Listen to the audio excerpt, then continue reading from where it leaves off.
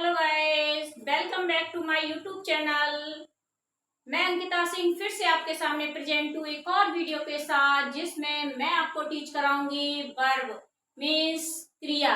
Verb it means क्रिया। मैं आपको वर्ब के बारे में बताऊंगी, वर्ब की डेफिनेशन बताऊंगी कि वर्ब की डेफिनेशन क्या है, वर्ब के काइंड्स कौन कौन से हैं।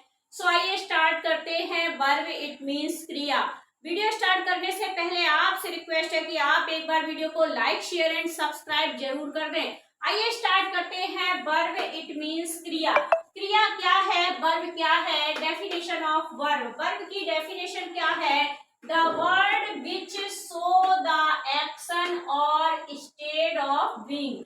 Means the word which show, वह शब्द जो शो मीन्स दिखाता है, या एक्शन मीन्स कार्य को, वह वर्ड वह शब्द जो किसी के कार्य को दिखाता है उसे वर्ब कहते हैं।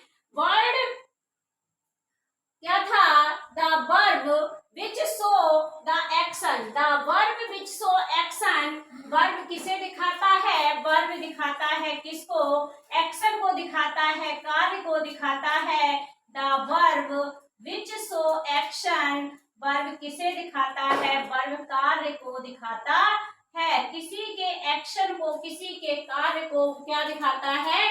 वर्ब किसी के कार्य या किसी के एक्शन को दिखाता है। मीन्स इसकी दूसरी डेफिनेशन है, जहां पर किसी कार्य का करना या होना पाया जाए उसे वर्ब कहते हैं। जहां पर किसी कार्य का करना या होना पाया जाए उसे वर्ब कहते हैं। वर्ब की एग्जाम्पल है speak, go, learn, accept, walk, read, play, eat, laugh, beep, etc. It means बोलना, जाना, खाना, पीना, सोना, हंसना, रोना, उठना, बैठना, ये सब क्या है? ये सब आपकी वर्ब है। सो आइए देखते हैं। नेक्स्ट आपका हेडिंग है verb is of two kinds. Verb के कितने काइंड्स हैं? तो वर्ब के आपके टू काइंड्स हैं। एक आपकी है ट्रांजिटिव वर्ब और सेकेंड है इनट्रांजिटिव वर्ब। फर्स्ट है आपकी ट्रांजिटिव वर्ब, सेकेंड है इनट्रांजिटिव वर्ब। ट्रांजिटिव वर्ब को हम सकर्मक क्रिया कहते हैं। ट्रांजिटिव वर्ब मीन्स क्या होता है? सकर्मक क्रिया। और इनट्रांजिटिव मीन्स होता है अकर्मक क्रिया। ट्रांजिटिव मीन्स सकर्मक क्रिया और इनट्रांजिटिव मीन्स अकर्मक क्रिया। सकर्मक क्रिया ट्रांजिटिव की डेफिनेशन देखते हैं। Action that have a direct object to receive that action. Means वह कार्य जिसमें डायरेक्ट ऑब्जेक्ट को रिसीव किया जाता है, जहां पर सब्जेक्ट का डायरेक्ट ऑब्जेक्ट पर प्रभाव पड़ता है, वहां पर आपकी इंट्रांजिटिव वर्ब होती है।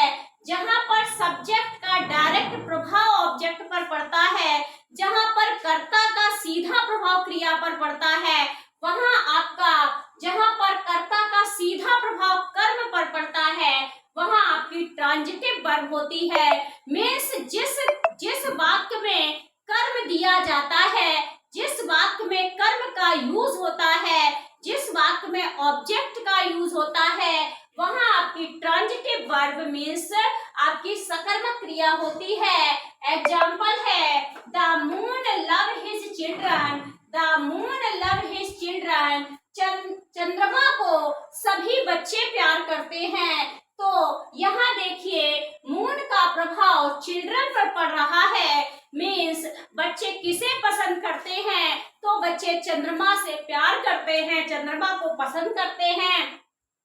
तो यहाँ पर कर्ता का सीधा प्रभाव कर्म पर पड़ रहा है। तो यहाँ पर आपकी जहाँ पर वर्ब का सीधा प्रभाव कर्म पर पड़े, जहाँ पर वर्ब का सीधा प्रभाव कर्म पर पड़े, वहां पर आपकी ट्रांजिटिव वर्ब होती है। जहाँ पर क्रिया का सीधा प्रभाव कर्म पर पड़े, जहाँ पर क्रिया का सीधा प्रभाव कर्म पर पड़े, वहां पर आपकी ट्रांजिटिव वर्ब होती है।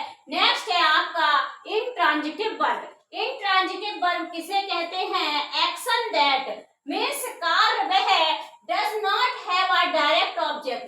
वह कार्य जिसमें डायरेक्ट ऑब्जेक्ट नहीं दिया जाता है, रिसीव दैट कंडीशन जहां पर डायरेक्ट ऑब्जेक्ट ना दिया जाए वहां पर आपका इंट्रांजिटिव वर्ब होती है। जहां पर क्रिया का सीधा प्रभाव कर्म पर पड़े वहां पर आपकी ट्रांजिटिव वर्ब इट मीन्स सकर्मक क्रिया होती है। जहां पर क्रिया का सीधा प्रभाव कर्म पर ना पड़े तो वहां पर इंट्रांजिटिव वर्ब इट मीन्स अकर्मक क्रिया होती है। इसकी नेक्स्ट हम डेफिनेशन आपको समझाना चाहेंगे। जहां पर कर्म ना दिया जाए, जहां पर कर्म ना दिया जाए, जो कर्म से रहित हो वह होती है अकर्मक क्रिया।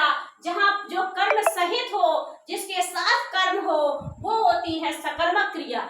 जहां जिस क्रिया के साथ कर्म रहता है वो आपकी सकर्मक क्रिया होती है और जिस क्रिया के साथ कर्म नहीं दिया जाता है वह आपकी अकर्मक क्रिया होती है। एग्जाम्पल है बी फेल्ड। बी फेल्ड, यहाँ देखिए बी आपका सब्जेक्ट हो गया, फेल्ड आपकी वर्ब हो गई।